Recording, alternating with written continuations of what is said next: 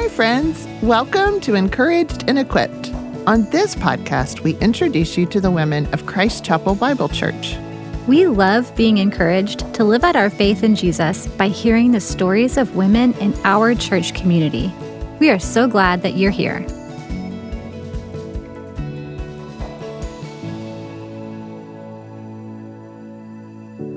Hi, and welcome to Encouraged and Equipped. I'm Kathy, and I'm here with Camille, and we are getting ready to hear a wonderful episode from Emily Lewis about impact unawareness. And I don't know about you, but until I met Emily, I had never heard of that phrase. So Camille, what exactly is impact unawareness? That is a great question. I also had never heard it before until I had this conversation with Emily. But essentially what it is, it's a lack of recognition or understanding of how our actions or beliefs or behaviors can impact other people. So that can be because of how we feel that morning. It can be because of lots of different varying reasons, but essentially it creates a rift between you and the person that you're in relationship with. So, Kathy, I know that can be different for different people and it can come from different things. So what do you think some of our impact unawareness essentially stems from? I think that's actually a really great question because I think about in my life, how it can come from different places. Sometimes it's just the fact that I'm around people that think differently than me. And so the way I would approach something just doesn't strike them the same way. Yeah. Or maybe, to be honest, I haven't taken your thoughts and personality and interest into consideration. And so I've done something that hurts you, and it's because I wasn't sensitive enough to you. If I'm honest, sometimes it comes from my own sense of entitlement that I kind of want it my way, and I'm thinking about me and what I need to do. And I do things and it negatively impacts someone else. Or maybe even the fact that I've made a good decision and it was the right decision, but it still may have had a hurtful impact on someone else. And I think that those are situations that create a rift. Mm-hmm. I agree. A couple of those things kind of stuck out to me. I wanted to ask you a little bit of follow-up on, like, when you say a good decision, but maybe it hurts somebody else, is there something that you can kind of help give parameters for how we think about that? Sure. I think that one thing that comes to mind is where I'm from. I was visiting my family recently, and they dramatically need some road work done. And so eminent domain has been used to bring some land that is really needed to help everyone. But there are a small percentage of people that it is really negatively impacted. Yeah. And I understand why that decision needed to be made, but that doesn't mean it doesn't hurt some people. Yeah. And so I think that sometimes our impact unawareness can come from just my selfishness and what I want, but sometimes it comes from the fact that not everything always works out in a way that we ideally would like it to for every person. And I think that when that happens, we still need to be sensitive to how we interact with and respond to and love people. Mm-hmm. That's such a good reminder to think about even those things, those decisions that really do have to be made. We really do need to be so mindful and take the extra step in being considerate of other people as we think about the impact that we have. And the part of that also brings up for me, like when I hear that, I also am immediately like, oh, but we need those roads. And so that entitlement that you mentioned comes back up in my heart because I need to drive there. Like I actually need that. So can you tell me a little bit more about how our sense of entitlement, my sense of entitlement, might come up as we think about our impact on other people? Sure. I think about how I like things done in a certain amount of time. I like to plan and have things done in advance. And so my desire to want that, I don't even think that's a bad desire, but that can create a barrier maybe for someone else because they're not able to do it in that amount of time. Or it might create an issue because they're going to be able to see my frustration and irritation when someone hasn't met my timetable. I think about how I can go onto an app and request food from almost any restaurant, be ready for me when I get there. I can have the pickles taken off or put on. I can put creamer in or I can not put creamer in. Or I can just have someone bring it to me. Yeah. And so I'm very used to having access to get things what I want when I want them. But often that's not how it really works in relationships. And what I want, if I'm not careful, can be a barrier or a negative impact on someone else. That's so wise, Kathy. And I think that's really the crux of what we're talking about here is while you might have a relationship with your DoorDash driver, you're probably not going to be as concerned about the impact that you have on them as you would be your friend that you're trying to have a conversation with. Well, I am excited for you guys to hear this episode from Emily. She's going to be able to flesh it out and give you some great thoughts. And then Camille and I will come back at the end and kind of share a little bit about how it impacted us. Hey, today I'm here with Emily Lewis, and you might remember Emily from another episode of Encouraged and Equipped, or you might have had the joy of knowing her in real life. She's super involved at the South Campus. Emily, welcome back. Thank you. So glad you're here. I'm so glad to be here. Good. Emily is with us today to chat about something I feel confident most of you listeners have not heard about previously, because I'm pretty sure Emily came up with the actual term because listeners, she's a genius. You just need to know that about Emily. She's very, very smart, very creative. So Emily's come up with this term to categorize a few different things, and the term is impact unawareness. Yeah. And we're going to flesh that out a little bit in a minute, but we're also going to talk about interpersonal effectiveness. Good job. And I'm going to mix those words up probably a few times, and maybe we'll catch it in post and edit it out. But before we dive in, Emily, can you give us an idea of what impact unawareness is? Yes. Well, first off, that was very gracious of you. I definitely feel like you're giving me a lot of credit with putting these two words just together. Yeah. But essentially what I was kind of thinking when we're talking about it is just like so often we have interactions with other people that are impactful. And so often we are unaware of the impact that we are having on other people.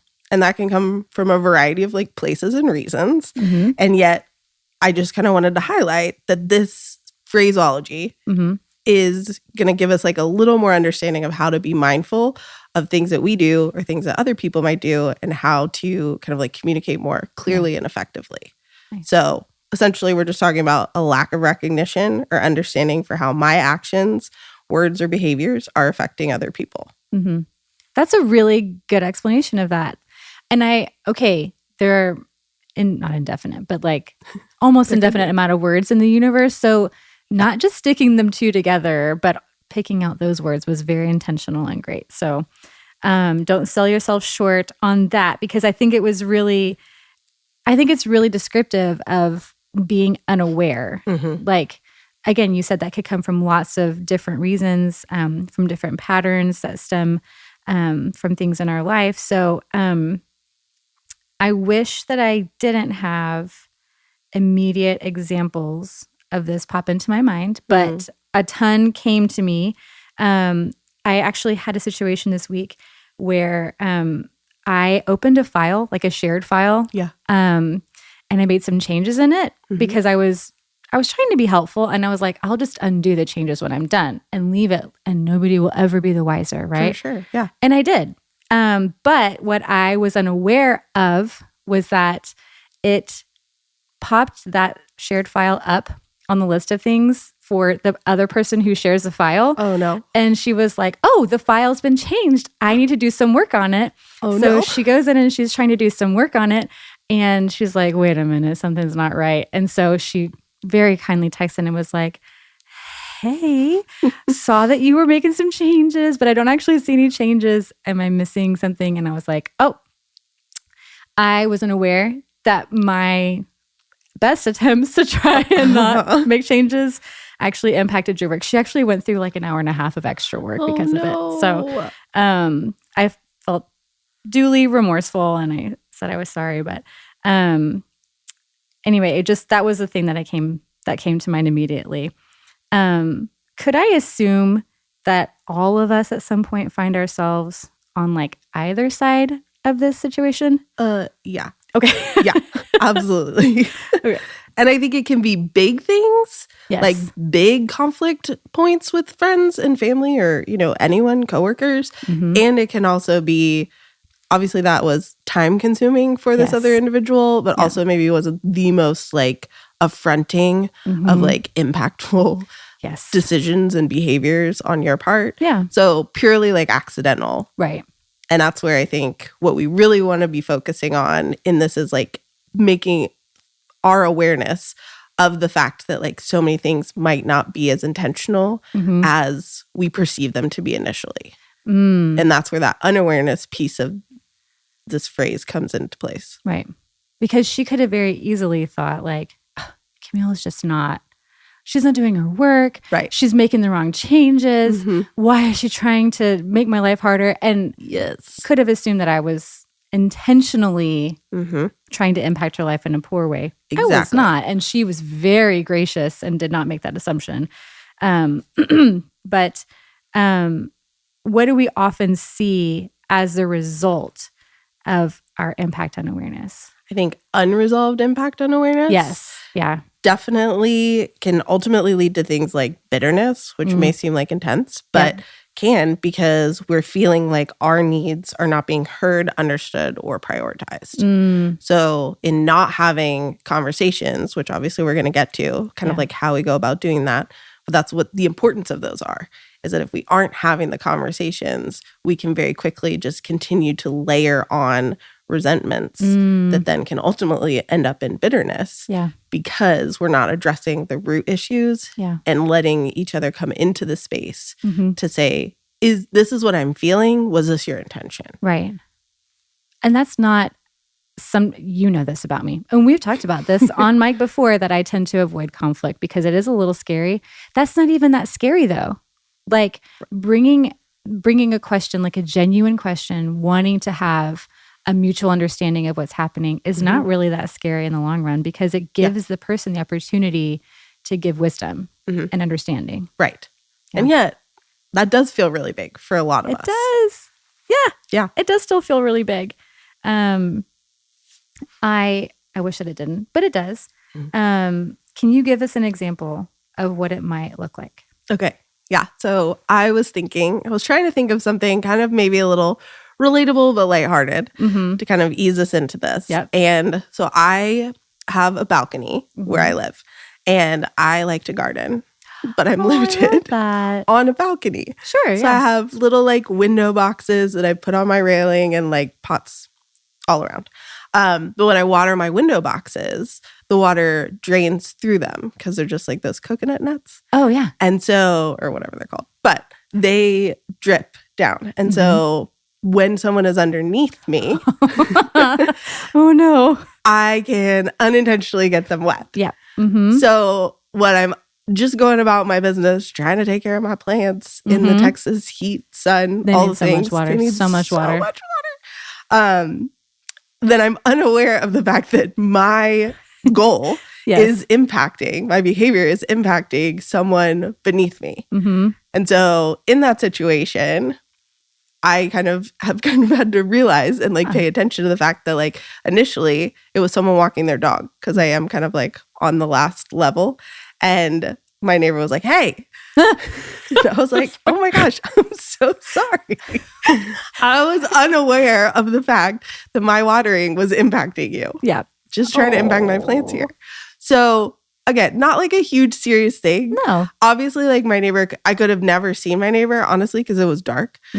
And so I didn't see them. And that was why. Right. And so then he was like, hey. And then I was aware. But if he hadn't said, hey, he could have just gone around thinking I'm intentionally like not caring about the fact that he's below my window boxes. Right. Just getting doused with water. Completely drenched. Completely drenched. Somehow I'm picturing it not completely drenching him, but it's true. Probably drenching the dog. I mean, yes, the dog kind of like skidded out of the way pretty quickly. Reflexes of a dog. My goodness, wish I had him. Right. That's a very relatable example. True. And I think part of me is like, as the waterer of the plants, like I would feel very entitled to like, this is my home. This is my balcony. These are my plants that need water and nourishment. Right. And it is my duty and my responsibility and also my right to water these plants no matter how it gets done. We have like a whole grassy area. Also, you don't technically need to be walking under like the line of my water. Right. Yep. And on the other side, I don't actually own a dog, but in my You're heart walking your of hearts, cats. I Yeah. do. If I'm walking my cats, this would be a different story. But in my heart of hearts, I have a dog too. And obviously, I want my dog to take the best walk. Like, Yes. I feel entitled to walk that dog no matter where he wants to go, let him smell every smell and do all the things because I love that dog. And it's my job, my responsibility, my right to walk the dog. And so those two things being in tension can create a much larger conflict. Exactly. But coming at it from the perspective of, I was not aware that you were there under my balcony. And also, I was not aware that you were going to be watering and the water was going to drip down. Exactly. Yes. Yeah. My Two position. unintentionals kind of colliding. Yes. And figure out, how do we navigate that? I love that. Okay. So like most novels of this age, communication is key and should happen quickly because it's one of my least favorite things in a book that I'm reading when the characters just don't communicate about the issue. Right. And we could have saved like 7 or 8 chapters At least. of just drama. So communication is incredibly helpful. But sometimes it's hard to like embrace those conversations. So can we talk about some of the things that might come up for us as we think about engaging in those conversations that might make it difficult to bring those things up? Absolutely. Yeah. So I think typically we can have a tendency to avoid conflict, and that can come from a variety of reasons, right? Like I can fear rejection. I can have a desire to keep the peace and avoid tension. I can feel like I'm unworthy of having needs or opinions. Maybe I didn't grow up learning how to have conflict that led to resolution. Maybe I'm presently too emotionally exhausted to engage in the situation. Maybe I've honestly even felt like a rift already in this relationship. And I don't think that this conflict will withstand, or that the relationship will withstand more pressure from trying to have a clarifying conversation. Right. All those things can run through our brain and then say like, well, you can probably just sit with this. Or like, it's probably not as big of a deal as you're making it. Or maybe if I'm having the conflict with you, like maybe Camille's not going to be interested or available to have this conversation in a productive way. Right. So then those kind of barriers prevent us sometimes from engaging in the conversation. And then we're just getting farther and farther away from that reunification goal and the reconciliation. And we're kind of I kind of envision it like, I'm gonna group you in. I'm assuming this was of your age, but you remember when we had those like glass jars and we would layer like the colored sand? Oh my goodness, yes. It's a huge thing. Yes. Yeah. Sand art. Sand art. Thank you. Yep. Thank you. Vivid picture of my parents' mantle. Yes. Has exactly where it should be. Yes. Yeah. Masterpiece. Yeah, so we're kind of layering it like sand art, where it's not a pretty situation. It's more like pressure situation. Yes. Right? So it's if we're blending like a pressure cooker and sand art. That's our mental picture here. Yes. And so then it's not getting us towards that resolution, towards that relationship building. We're instead kind of pushing further and further away from where we want to be. Yeah. Yeah.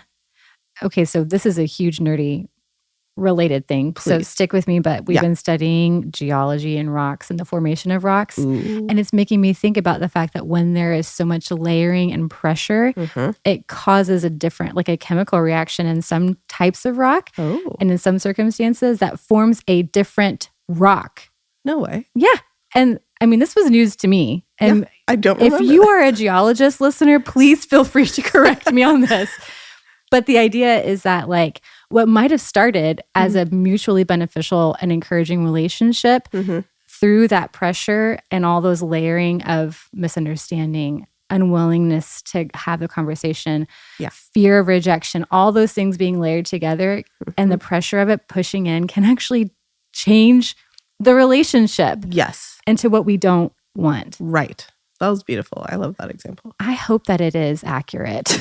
I'm going way out on the limb of science. We're going to use it anyway. Yeah. We're going to doubling down on the geo. Yep. And if not, still a great example. Pretend that it is. Just pretend like that's really how rocks are formed. Okay.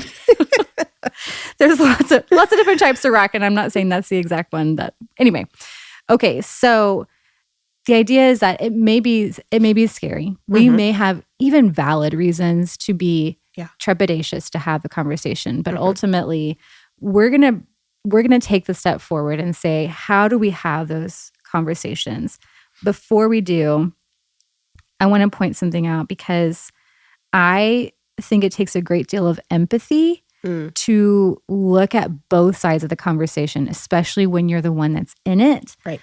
And I'll be honest, it's difficult for me to keep myself holding steady and not slide into pity, which is, in my opinion, I think it's kind of the opposite of empathy in a way. Okay. By that I mean, in empathy, I have a humble and cooperative perspective. And in pity, I have a prideful and condescending attitude. And so that's kind of what I want to avoid in thinking about this. Do you think that's a common struggle as we're looking at impact unawareness? I like what you're bringing to the table with that because I honestly hadn't thought about it from that specific perspective of the empathy versus pity. I do think that that's definitely a place we can find ourselves. Yeah. And I think that what's a really hard line here is trying to see something from the other person's perspective. Yeah. And that literally is how we define empathy, right? It's not that I necessarily understand or have walked in your shoes, but I'm choosing to take the time to try and understand what's going on for you. So that's empathy and it's validating. Yeah. And so then I think if we stay in that lane, that keeps us from moving into maybe the pity portion of things. Yeah. But it is like the genuine desire to say, yeah, maybe I didn't see this. Like maybe this was like a blind spot that I have that I'm unaware of was impactful for you. Right. And so then you being willing to say this to me and bring it to my attention then gives me the opportunity to then say, okay, I might not agree. This might not make sense. Yeah. This might not be what I would have taken away from this experience if it had happened to me. And as the other party, I definitely didn't take it away as my experience. Right. And yet, like, you took the time to come to me with this. So I would like to take the time to communicate to you that this relationship is valuable to me and that you are capable of making sense, that you are worthy of being understood, and that your feelings are valid, even if they weren't maybe even 100% factual or they weren't even 100% where I was coming from and that was not my motivation. Yeah. And that's where the clarification can come into place, right? Like, I'm not saying we need to just like, if you come to me with a hurt, that I need to automatically be like, you're right, Camille. Like, I meant to hurt you in that way. And so sorry. Right. Because that's not right or just. Correct. Yeah. And that's another like angle that we would build resentment because I'm like, that Camille always offended by something. All I have to, every time we're together, I'm just like apologizing left and right. Yeah. Like, no. And obviously that's dramatic. But at the same time, that's not effective either. Right. That's me taking additional or overly, I don't know what the word is, but overly taking responsibility for something that isn't necessarily mine. So I can communicate to you that I can understand where you're coming from without taking on responsibility for something that is not mine to take responsibility of. Absolutely. And then we can both figure out where do we go from here. Because it is important for both people in the relationship to have the mutual, like the validation of one another and then the value of the relationship before you can move forward. 100%. I think about this a lot because, and in all honesty, the most of the time that I see this is with my kids because they're in like a very bickering kind of a stage. Sure. So there's a lot of hurt feelings. Yeah. There's a lot of assumed intention. And sometimes there's also just ill intent. That's just part of it. That's just siblings. Yes. One of the things that I think comes up repeatedly, and this is true for me as well, so it's not just my kids. I'm not throwing them under the bus because fair. They learned it from somewhere. I often feel the need to be right, especially in those circumstances where I feel like you were unaware of your impact on me. I am now hurt and I'm in the right here. And you really just need to not water your plants. Like, just don't do it. Don't do it, period. So that need to be right or maybe superiority, how can we battle that effectively so that we can support the common goal of understanding one another? Yeah.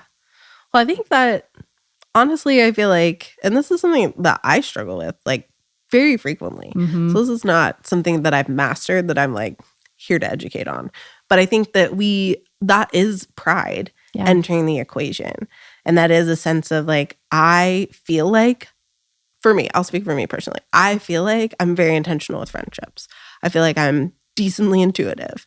I feel like I'm on the lookout for other people and their needs and apprehending them before they're communicated. Mm-hmm. That's just me. There's an ulterior motive there. Sure. If we want to delve into the Enneagram, which we're not doing to do today. It's a third episode, maybe. It is a third episode. But so it sounds great. But it also then gets me in trouble because then if you come to me with something that I've missed, I'm kind of defensive. Like I recognize, like I immediately go to defensive because I'm like, okay, I do like a really good job paying attention to these things. Mm-hmm. And you're telling me I just blatantly missed the mark. Yeah. And there was like an impact. Mm-hmm. So not only did I not do what I intended to do, we went further and there was like a negative impact here. Yeah. And so I frequently have to check myself because my gut reaction is to be like, well, I don't know. I'm not thinking of a specific example, but that wasn't how I meant that. Like, how could you, okay, well, maybe you're just like sensitive. These are all things like running through my head. Yep. Maybe I don't vocalize them, but I have to really like say, okay, Lord, like, let's filter this because like the heart of the matter is that like, I care about this relationship. Yeah.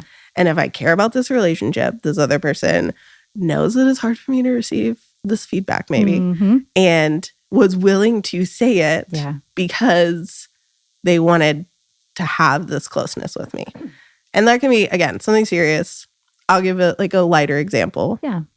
My best friend, Hannah, shout out to Hannah, has been on the podcast. She's incredible. Listen to her episode. We love her. She's we great. love Hannah. We do love Hannah.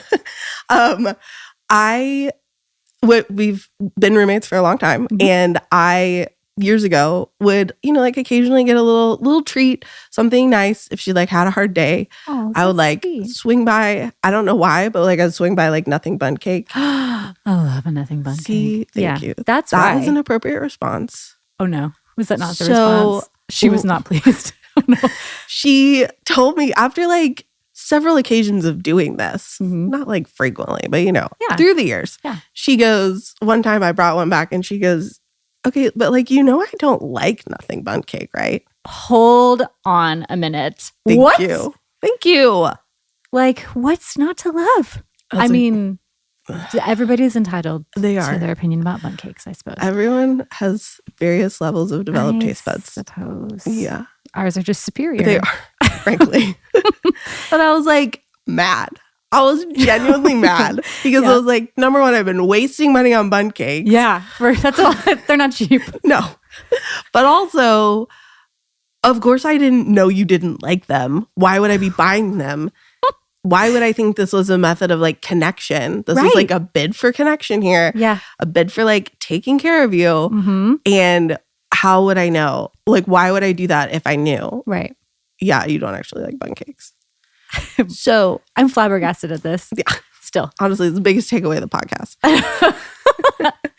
But comical. And obviously we like worked through it. And maybe her approach, the approach could have maybe like used a little finesse there. Maybe not in that particular moment. Sure. But again, there probably wasn't going to be a good time for me to be approached with this. Right. Thinking that I had been like anticipating a need, going above and beyond, like doing all the things.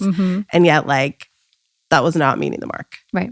So in that example, again, maybe there wasn't a right or wrong, but just the like, she had more or less, we're going to quote it as like the courage to have the conversation with me, to give me the feedback, to then say, my pride was wounded in that moment. That's where I was going with this. My pride was wounded because I felt like I was meeting a need, hitting a mark. Yeah. And I was not even like on the bullseye, like target. I definitely wasn't bullseye. I wasn't even like on the target, potentially. I mean, she could interpret I think you were for sure on the target because the intent was she could, as a close friend, she could assume your intent was to honor and love her. Yes, fair. Just the methodology was slightly off.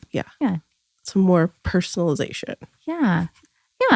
And it offered an opportunity for growth in the relationship. Exactly. Yes. Now I know there are other things that I can do in order to communicate that same goal that actually resonate with her. Right. And that the impact of being aware of my pride in that could have really like created a rift. I mean, it kind of would have been ridiculous to create a rift over that. But like, because of the heart of the matter, that could have been more impactful than like ultimately we allowed it to be. Right.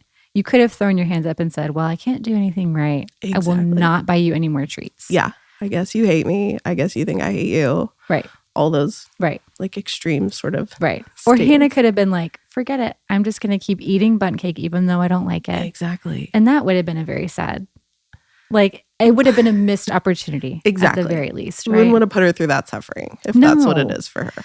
I mean, you can put me through that suffering all day long. My goodness.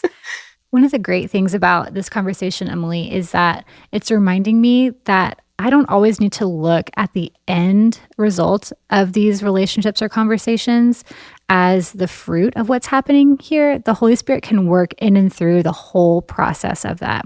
And what I mean more specifically by that is that sometimes when we're in this relationship with somebody and we've had this impact or they've impacted us in this way, part of taking a step back and really prayerfully, humbly considering the impact that either I've had on somebody or they've had on me forces me to really trust the Holy Spirit to bring conviction in my heart and to really consider the way that I view that other person.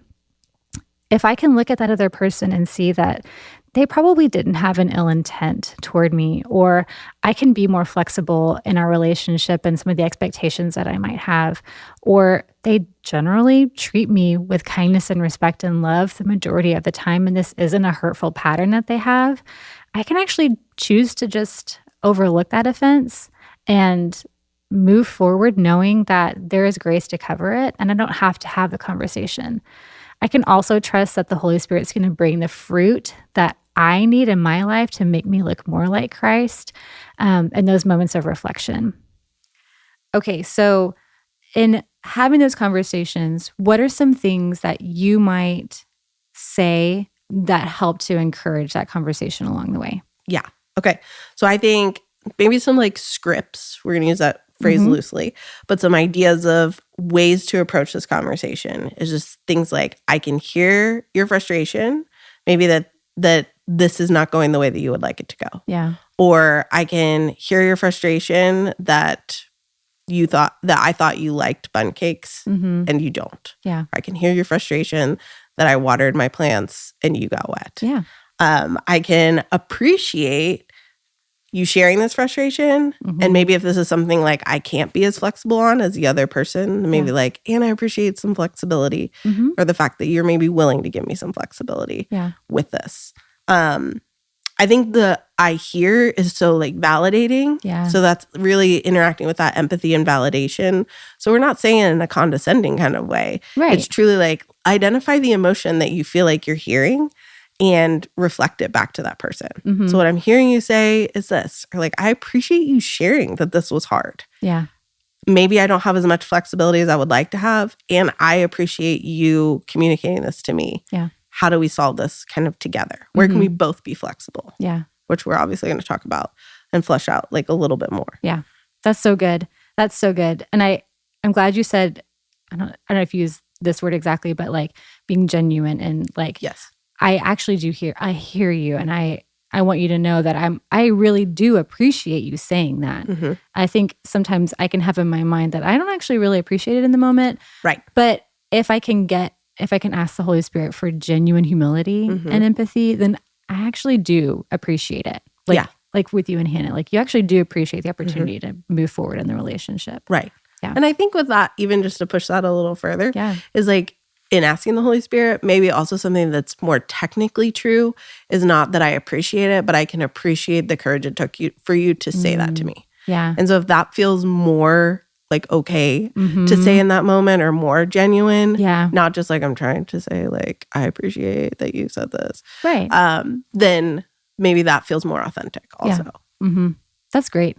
And I think maybe for me, one of the things that I might add to my list of scripts in my head is like, I'm humbled that you brought that up, and I'm honored that I get to talk with you about it. Exactly. I like those two words. I try to put them in my conversations because I need the verbal reminder. Yes. And I think this all ties into like what we're talking about in Women in the Word, Oh, yeah. how we reflect Christ and how like his behavior, his like what he's done for us motivates us in our interactions with other people and our behaviors with other people. Yeah. And Kathy said something in one of her talks that I just like really resonated with. That was I'm just going to paraphrase it, but it was basically like Jesus's supremacy and beauty compels us towards behavior that reflects him. And that's what all of this is. Yeah. Like that's the heartbeat of all of this. So even just reminding ourselves like how is his beauty and like who he is and what he's done for me like compelling my behaviors in this moment. Yeah, absolutely. I'm thinking about the idea that like Jesus was like the most entitled, like he's entitled to all glory and all honor and all worship and all praise. And he's set it aside and never demanded that. Like very humbly came to serve, came to listen. Like the amount of times we've been reading through Matthew, the amount of times that he sits and listens to somebody or like intentionally listens to their heart without them even speaking is astounding to me. The fact that he desires to hear and then respond in humility instead of entitlement is just, it breaks me every time. Oh my gosh. Yes. Yeah. Well, that's such a good reminder. Yeah. I think Emily is so wise and gave us so many amazing things to think about. Camille, I know you got to meet in on the episode, but what are some of the things that as you've thought about the episode have been top of mind for you? I could listen to Emily talk about this for days and days and days, and I'll probably listen to this conversation multiple times because it's such a wise thing to consider. Part of this is going to seem counterintuitive, but one of the things that I've been thinking about since we had this conversation was about reflecting on my heart in the midst of these relationships. How am I viewing the other person? Am I seeing them as a child of God? Am I seeing them as somebody that's bringing me something that I need or I think that I need?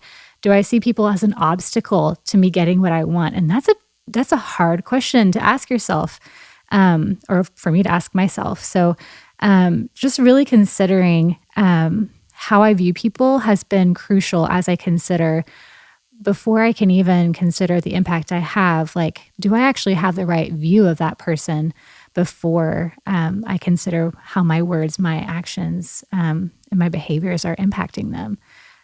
Kathy, what did you think? This was a lot to take in, but I think there's a lot of good things to consider here. What's something that you walked away from this episode with? I think there were several things. One is I really want to be sure that as I'm impacting people, that I don't just wait to after the fact to see how it impacted them, but maybe ask some questions up front, consider what's going on in my heart and my mind, and evaluate why I'm doing something, if that makes sense, before I've started to do it. And then I think on the flip side, as I think about how people's actions impact me, I want to be also pretty mindful of not jumping to conclusions or not believing the best about someone, and evaluating my heart. Were my expectations fair? Were they not fair? Am I just being irritated for something I shouldn't be irritated with? Is this a pattern that someone continues to do this to me or not? Because I am a conflict avoider. And so I do not enjoy conversations like this. But for example, I mentioned that my time is something that I have to be careful of. And sometimes I'm way too protective of my time and deadlines. I have higher expectations than I should. But on the flip side, because I wrestle with a chronic illness, sometimes people don't realize that a delay in getting something to me or asking something to be reworked is a higher cost for me because of how I have to manage myself physically and my time. And so sometimes as I've reflected, I realize I'm not just being prideful. I'm not just being a jerk. I don't have too high of expectations. Like, this really is something that's impacting me in an unhealthy or negative way. And it is okay to express that and to have a conversation about that. And I think that Emily is also going to come back and give us some wisdom in our next episode for once we've done that self-reflection and realized what is actually going on. Sometimes having a conversation is the right thing to do. And so I need to be open to also stepping into those conversations when it's right to do so. Absolutely. That's such a wise thing to say. And I'm so excited for Emily to come back. Listener, don't forget to join us next week because on Encouraged and Equipped, Emily is coming back to talk to us about having those conversations, and it's going to be super practical and helpful. So we can't wait for y'all to listen. Thanks for listening. For more episodes, be sure to follow Encouraged and Equipped.